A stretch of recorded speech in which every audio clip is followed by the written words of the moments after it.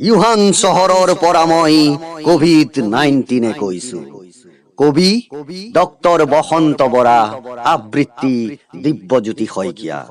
মোক ক্ষমা কৰি দিবা, মই যে নিৰুপায়। মানৱৰ সকলো গৰ্ব চূৰ্ণ কৰি ইউহান চহৰৰ পৰা মই কোভিড-19 কৈছো।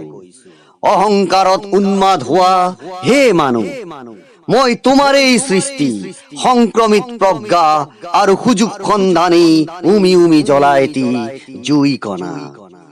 বক্ষ বিদাৰিব নোৱাৰা দুৰ্লভ বৰ্ম পিন্ধি মই বিয়পিছো মানুহৰ পৰা মানুহলৈ, দেশৰ পৰা দেশলৈ অনায়াসে।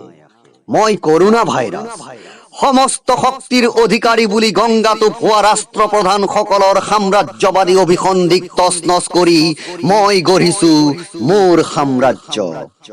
উন্নত বিশ্বৰ অহমিকাক নিমিষতে ধূলিসাৎ কৰি মই নিৰ্মাণ কৰিছো মৰাশৰ অট্টালিকা। মুখৰ আহাৰ কাঢ়ি নিৰাহাৰী কৰা পশু পক্ষীৰ বাবে তোমালোকক কৰিছো এতিয়া বাটৰ আহাৰ। মন্দিৰ, মছজিদ, গীৰ্জা, গুৰুদুৱাৰৰ সকলো দুৱাৰ বন্ধ কৰা হওক, এয়া মোৰ আদেশ। ভগৱানক এতিয়া জিৰণিৰ প্ৰয়োজন। ঠগ প্ৰবঞ্চনাৰে কিমান আভুৱা ভাৰিবা আৰু সত্য শিৱ সুন্দৰক? মগজু ডাঙৰ কৰি হাত ভৰি অকামিলা কৰা হে মানৱ, চোৱা চোৱা প্ৰকৃতিৰ ওচৰত তোমালোক কিমান অসহায়।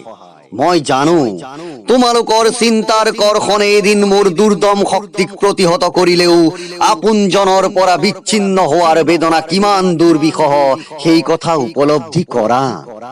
যন্ত্ৰণাত ছটফটাই নিথৰ হোৱা সজল চকুবোৰক সোধা, আৰু কিমান সপোন দেখিলে মানুহৰ এনে অৱস্থা হয়। অকাল মৃত্যুৱে হাত বাউলি মাতে, পৰিত্ৰাণ লাগে নহয়? পৰিত্ৰাণ লাগে যদি সাৱধান হোৱা, সঘনাই শোধন কৰা দুহাত, দূৰত্ব বজাই ৰাখা মোৰ পৰা, ময়ো বৰ অহংকাৰী। তোমালোকে নামাতিলে মই পদূলিলৈও নাযাওঁ, কেৰাহীকৈও নাচাওঁ, ময়েই কৰোণা।